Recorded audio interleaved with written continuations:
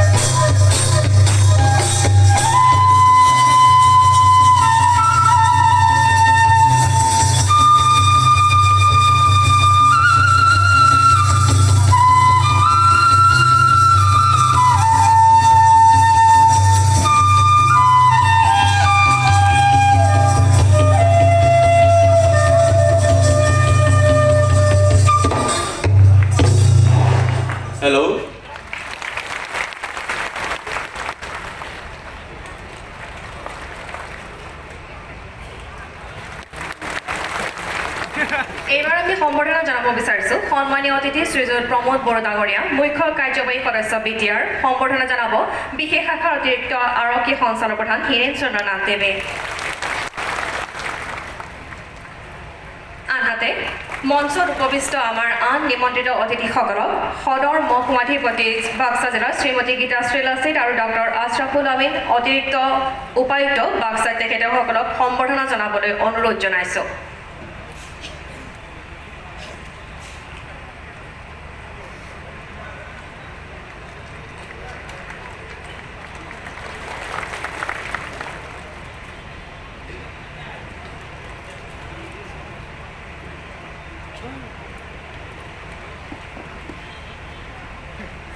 আমি উল্লেখ কৰিব বিচাৰিছোঁ যে চলিত বৰ্ষৰ 19 জানুৱাৰীত গুৱাহাটীৰ NDAPৰ আটাইকেইটা গোটৰ মুঠ 14খন দিনেই গাছি খাও বৰাইবাই आं दिनै बेवहाय फैनानै जोबोद गोजोननाय मोनदों। आंखौ आर'नाइ होनानै बरनायनि थाखाय गोजोननाय थाबाय। मानगोनां गिबि मन्थ्रिनिसिम साबायखर बावनानै आंनि बिबुंथिखौ फोजोबनाय जाबाय। गोजोन्थों।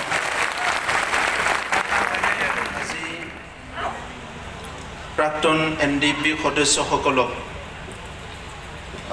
ৰিহেবিলিটেশ্যনৰ যি এটা মেগা প্ৰগ্ৰাম লোৱা হৈছে ইয়াত উপস্থিত আমাৰ অসমৰ সকলোৰে আদৰৰ মৰমৰ আৰু শ্ৰদ্ধাৰ মুখ্যমন্ত্ৰী ডক্টৰ হিমন্ত বিশ্ব শৰ্মা ডাঙৰীয়া, ইয়াত উপস্থিত অসমৰ মন্ত্ৰী উৎসৱ বৰা ব্ৰহ্ম ডাঙৰীয়া আৰু এজন মন্ত্ৰী অশোক সিংঘল ডাঙৰীয়া, আমাৰ মাজত উপস্থিত আমাৰ কাউন্সিলৰ অধ্যক্ষ কাতিৰাম বড়ো ডাঙৰীয়া, ডিপুটি চিফ আৰু MLA গোবিন্দ বসুমতাৰী ডাঙৰীয়া, ইয়াত উপস্থিত নিখিল বড়ো ছাত্ৰ সন্থাৰ সভাপতি দীপেন বড়ো ডাঙৰীয়া, আমাৰ অসমৰ পুলিচ বিভাগৰ আৰু গৃহ বিভাগৰ সন্মানীয় জ্যেষ্ঠ বিষয়াসকল, ইয়াত উপস্থিত আমাৰ আৰ্মি আৰু পেৰামিলিটাৰীৰ বিষয়াসকল, ইয়াত উপস্থিত MLA সকল, EM সকল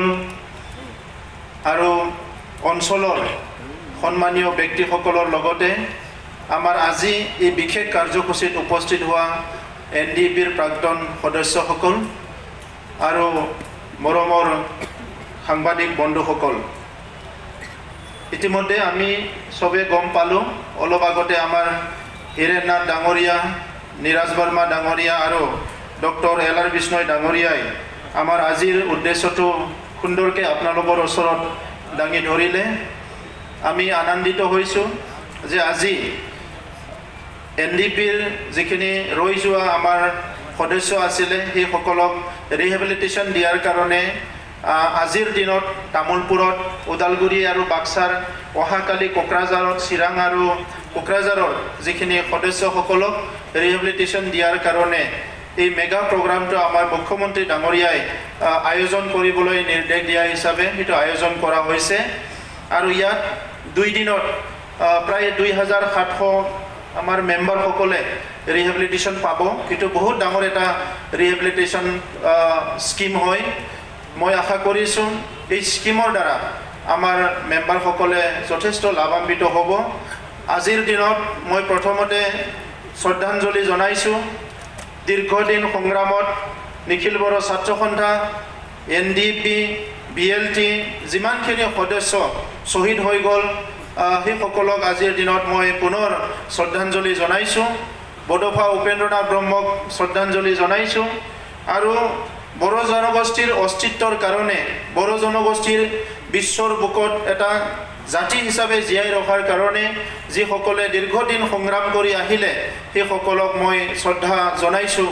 মই আজি এই মঞ্চৰ পৰা সকলোকে নমস্কাৰ জনাইছোঁ। মই কেইদিনমান আগতৰ পৰা চাই আছোঁ যে বিশ্বত যিমান জাতি জনগোষ্ঠী আছে সকলো সংগ্ৰাম কৰিব লগা হৈছে। সকলোৰে সংগ্ৰাম ভিন্ন ভিন্ন হৈছে, বেলেগ বেলেগ হৈছে, কিন্তু সংগ্ৰামটো সকলোৱে কৰিছে। কিছুমান সংগ্ৰামত বহুত সৃষ্টি হৈছে, কিছুমান সংগ্ৰামত বহুত ধ্বংস হৈছে, কিন্তু কিছুমান সংগ্ৰাম নকৰিলে বহুত জনগোষ্ঠী হয়তো আজি বিশ্ব বুকুৰ পৰা আজি হেৰাই গ'লহেঁতেন। তো সেইকাৰণে আজি যিসকলে সংগ্ৰাম কৰিছে, মই তেখেতসকলৰ যিটো সংগ্ৰামী যিটো স্পিৰিট, সেইটো মই আজি নমস্কাৰ জনাইছোঁ, মই চেলুট জনাইছোঁ। এতিয়া কথা হৈছে আমাৰ সকলোৰে উদ্দেশ্যটো হৈছে আমি সংগ্ৰাম কৰোঁ, আমি আন্দোলন কৰোঁ এটা পজিটিভ চেঞ্জৰ কাৰণে, এটা ট্ৰেন্সফৰ্মেশ্যনৰ কাৰণে। কেতিয়াবা সংগ্ৰাম কৰিছোঁ অধিকাৰৰ কাৰণে, কেতিয়াবা সংগ্ৰাম কৰিছোঁ উন্নয়নৰ কাৰণে, কেতিয়াবা সংগ্ৰাম কৰিছোঁ আমাৰ ৰক্ষণাবেক্ষণৰ কাৰণে। আৰু সেই দীঘলীয়া সংগ্ৰামত ঐতিহাসিকভাৱে মই বিশেষভাৱে বড়ো জনগোষ্ঠীৰ কথা ক'ব বিচাৰিছোঁ।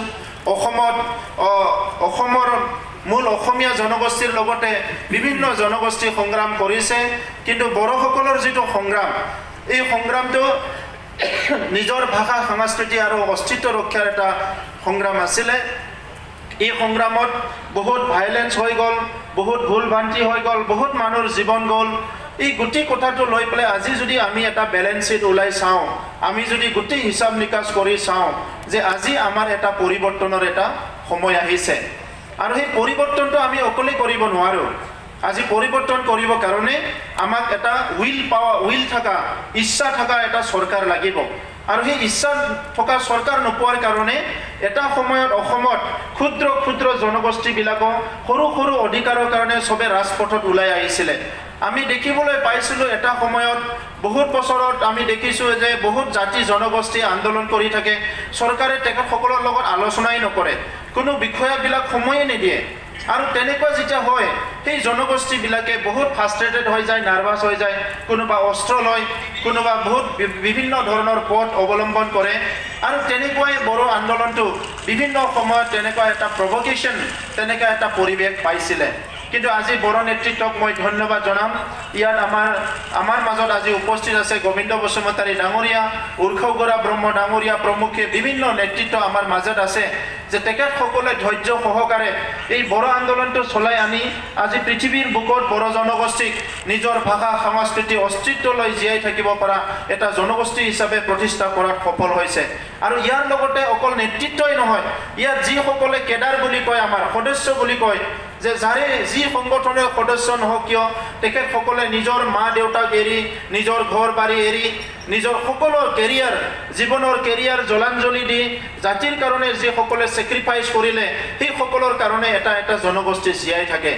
কিন্তু মই বন্ধুসকল, আজি মুখ্যমন্ত্ৰী ডাঙৰীয়া আছে, তেখেতে ভাষণ ৰাখিব, কিন্তু মোৰ অনুভূতিটো মই আজি অনুৰোধ কৰিব বিচাৰিছোঁ।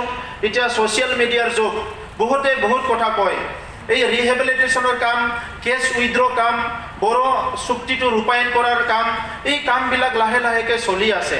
মাজত 3টা ইলেকশ্যন গ'ল, কোভিড আহি গ'ল, তাৰ মাজতো মুখ্যমন্ত্ৰী ডাঙৰীয়াৰ এটা ইচ্ছা শক্তি আছে হিচাপে, ইচ্ছা আছে হিচাপে, অসমখনত এটা ট্ৰেন্সফৰ্মেশ্যন বিচাৰিছে হিচাপে নিজে ইণ্টাৰেষ্ট লৈ বহুতখিনি কাম আগবাঢ়ি আছে। কিন্তু মই আপোনালোকক ক'ব বিচাৰিছোঁ, উত্তৰ পূৰ্বাঞ্চলত বড়ো চুক্তিৰ আগত 2003 চনত যিটো BLT একৰ্ড হৈছিল, তাৰ আগত আৰু 29 একৰ্ডছ আছে, সৰু ডাঙৰ একৰ্ডছ। কোনো একৰ্ডে এতিয়ালৈকে 100% কোনো একৰ্ডে আজি ফুলফিল হোৱা নাই, ইমপ্লিমেণ্ট হোৱা নাই। কিন্তু আমাৰ যিটো একৰ্ড হৈছে, সেই একৰ্ডখিনি বহুতখিনি দফা আজি ইমপ্লিমেণ্ট হৈ গ'ল। কিন্তু ইয়াত কোনোবাই পলিটিক্স কৰিম বুলি, দুটামান আঙুলি উঠাম বুলি, দুটা কথা ক'ম বুলি এইটো বহুত পলিটিকেলাইজ কৰিছে। আজি আপোনালোকে দেখিবলৈ পাইছে, কেইদিনমান আগতে অমিত শ্বাহ ডাঙৰীয়া আহিছে, গৃহমন্ত্ৰী ভাৰতৰ, তামোলপুৰৰ মেডিকেল কলেজ গুৱাহাটীৰ পৰা তেখেতে ইনাগুৰেশ্যন কৰিছিলে, ফাউণ্ডেশ্যন ষ্টোন লে কৰিছিলে। সেই সময়ত সুন্দৰকৈ কৈ গৈছে, বাই 2024 আমাৰ যিটো BTR একৰ্ড, সেইটো 100% এইটো ফুলফিল হ'ব লাগিব। আৰু সেইটো ইমান স্পীডত এইটো কাম গৈ আছে। প্ৰধানমন্ত্ৰী ডাঙৰীয়াই যেতিয়াই লগ পাইছে, তেতিয়া কৈছে, তামোলপুৰত তেখেতে আহোঁতে কৈছে যে ইয়ে কাম ঠিকছে হৈ ৰহা হে কি নেহি হৈ ৰহা হে। তেখেতে কোকৰাঝাৰত আহি কৈছে, আৰু এক বুন খুন গিৰনে নেহি দেংগে, এটা বুন তাতে মানে ইয়াত আৰু তেজ ইয়াতে পৰিবলৈ নেদে। আৰু সেই কথাটো স্পিৰিটটো লৈ মুখ্যমন্ত্ৰী ডাঙৰীয়াই যিহেতু বাল্যকালৰ পৰা ছাত্ৰ জীৱনৰ পৰা অসমৰ জাতীয় জীৱন, সমাজ জীৱন, ৰাজনীতি জীৱন তেখেতে নিজে দেখা পাই আহিছে, অধ্যয়ন কৰিছে। আৰু আজি মুখ্যমন্ত্ৰী হোৱাৰ পিছত তাৰ আগৰ পৰাই তেখেতে যিখিনি চেষ্টা কৰিছিলে, মুখ্যমন্ত্ৰী হোৱাৰ পিছত মই নাভাবোঁ অসমৰ কোনোবা এটা জনগোষ্ঠীৰ যি সমস্যাকো সাংবিধানিকভাৱে সমাধান কৰিব পাৰে, এই সমস্যা জীয়াই থাকিব বুলি মই নিজে নাভাবোঁ। ৰাজনীতিটো এটা ছাইডত থৈ যদি আপুনি চিন্তা কৰে, আজি অসমত এই 4 মাহত আপুনি চাওক কিমানখিনি সমস্যা আজি সমাধান হৈ গ'ল। ভূমিৰ সমস্যা, বিভিন্ন আজি দুখীয়া গৰীব মানুহবিলাকৰ সমস্যা, আৰু সেই দিনটোকে আমি অপেক্ষা কৰি আছিলোঁ। সেইকাৰণে আজি NDBৰ মই সন্মানীয় সদস্যসকলক অনুৰোধ জনাম, এই 4 লাখ পইচাটো আমাৰ ডাঙৰ কথা নহয়। আমি জাতিৰ কাৰণে সংগ্ৰাম কৰিছিলোঁ। আজি আমাক সসন্মানে নিজৰ জীৱন লৈ আমি ঘৰলৈ আহিব পাৰিছোঁ, আমি ঈশ্বৰক ধন্যবাদ জনাইছোঁ। কিন্তু আমাৰ এই ঐতিহাসিক যি সংগ্ৰাম, এই সংগ্ৰামটো সফল হ'ব যেতিয়া আমি যি কাৰণত জংঘলত গৈছিলোঁ, যি কাৰণত সংগ্ৰাম কৰিছিলোঁ, অস্ত্ৰ তুলিছিলোঁ, এটা ভাল বড়ো জনগোষ্ঠী হ'ব লাগে, ডিচিপ্লিন বড়ো জনগোষ্ঠী হ'ব লাগে, য'ত মদ, ভাং, জুৱা, ড্ৰাগছ এইবিলাক নচলিব, য'ত ভায়লেন্স নচলিব, এটা ডিচিপ্লিনত আমি চবে থাকিব পাৰিম, কৰ্ম সংস্কৃতি ইয়াতে থাকিব, শান্তি থাকিব। এই কথাবিলাক, এই পৰিৱেশবিলাক যেতিয়া গঢ়ি তুলিব পাৰিম, তেতিয়াহে আমি সফল হোৱা বুলি ক'ব লাগিব। মই কোনো ৰাজনীতি নেতা নাছিলোঁ, এক্সিডেণ্টেলি আজি পলিটিক্সত আহিছোঁ। সেইকাৰণে আজি বহুত নেতাবিলাকৰ পৰা ময়ো শিকিবলৈ চেষ্টা কৰিছোঁ, আৰু এইখিনি সময়ত মোৰ উপলব্ধিৰ পৰা এইখিনিয়ে চেষ্টা কৰিছোঁ যে বড়োলেণ্ডৰ আমাৰ মুখ্যমন্ত্ৰী ডাঙৰীয়াই যিখিনি মৰম কৰি আমাক কথা তেখেতে ইনিচিয়েটিভ লৈ আছে মুখ্যমন্ত্ৰী ডাঙৰীয়াৰ গাইডেন্সত। আমি আশা কৰিছোঁ Covid protocol, Covid situation normal হৈ গ'লে আমাৰ যিসকল মেম্বাৰ তেখেতসকলে পেৰামিলিটাৰী ফৰ্চেছ আৰু ডিফেন্সত, আছাম পুলিচত বহুতে ৰিক্ৰুইটমেণ্ট পাব। আমি মুখ্যমন্ত্ৰী ডাঙৰীয়াৰ গাইডেন্সটো লৈ পেলাই ইয়াত অলৰেডি ট্ৰেইনিং প্ৰগ্ৰাম আমি আৰম্ভ কৰিছিলোঁ, প্ৰি ৰিক্ৰুইটমেণ্ট ট্ৰেইনিং, আৰু ইয়াৰ পৰা বহুতখিনি ল'ৰা ইতিমধ্যে ছিলেকশ্যন পাইছে। কিন্তু দুৰ্ভাগ্যজনক আমাৰ NDBৰ বহুত সদস্যসকলৰ বয়সটো পাৰ হৈ গ'ল। তথাপিতো মই মুখ্যমন্ত্ৰী ডাঙৰীয়াক আজি অনুৰোধ কৰিম, যিমান পাৰে ৰিলেক্স কৰি পেলাই তেখেতসকলক ডিফেন্সৰ ছাৰ্ভিচত যাতে এংগেজ কৰিব পাৰে, ইয়াৰ কাৰণে যাতে অলপ মানে তেখেতে অলপ ইনিচিয়েটিভ লয়, মই তেখেতক অনুৰোধ কৰিছোঁ।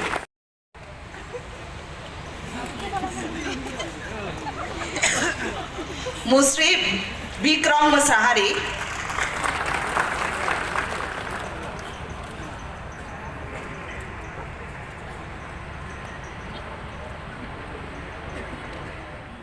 আমাৰ মাজত উপস্থিত অসম চৰকাৰৰ সন্মানীয় মন্ত্ৰী অশোক সিংঘাল ডাঙৰীয়া, BTRৰ উপ মুৰব্বী সন্মানীয় বিধায়ক গোবিন্দ বসুমতাৰী ডাঙৰীয়া, আমাৰ মাজত উপস্থিত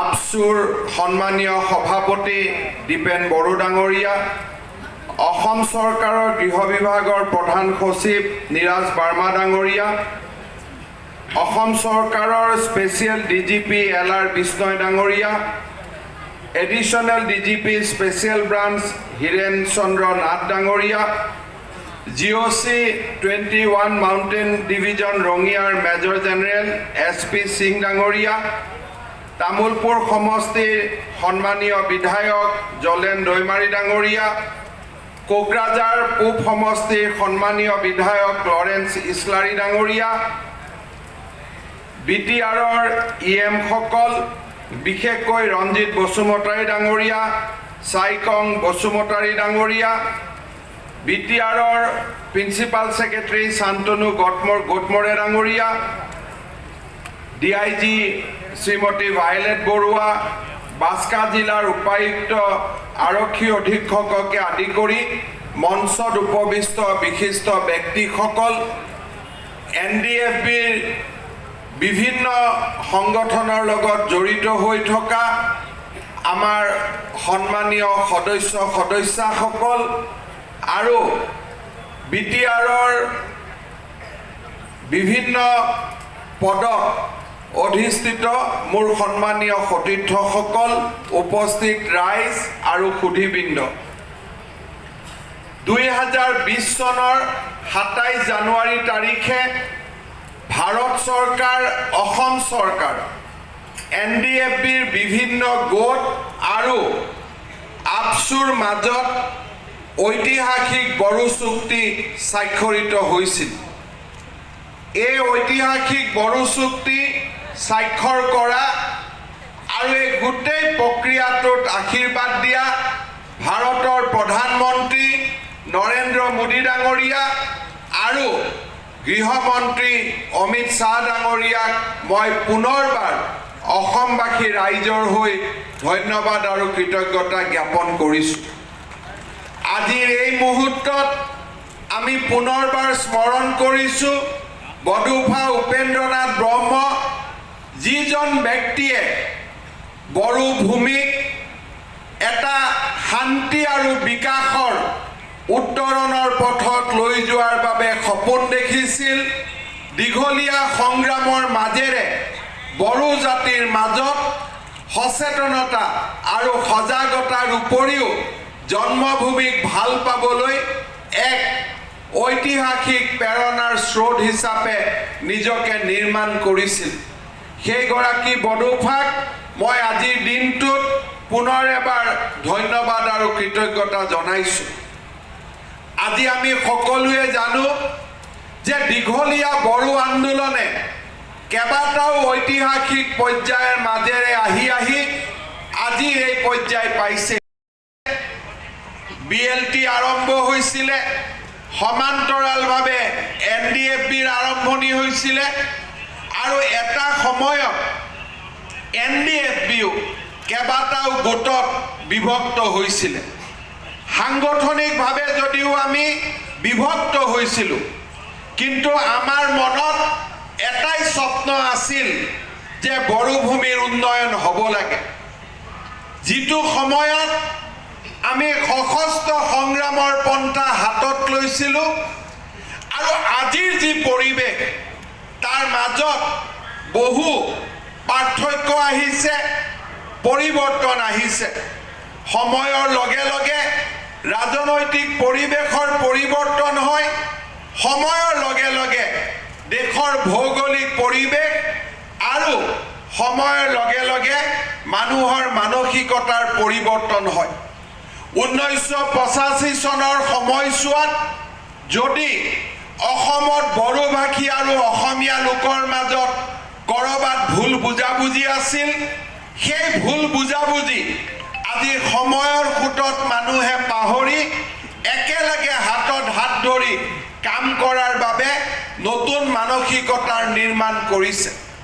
1985, 83, 79 যদি সেই দশকত, 70ৰ দশকত, 80ৰ দশকত যদি আমাৰ আত্মনিয়ন্ত্ৰণৰ বাবে সুকীয়া ৰাজ্যৰ কল্পনা আছিল, আজি BTRৰ সফলতাই আমাক প্ৰমাণ কৰিছে যে অসমৰ ভিতৰত থাকিও বড়ো জাতিৰ উন্নতি হ'ব পাৰে।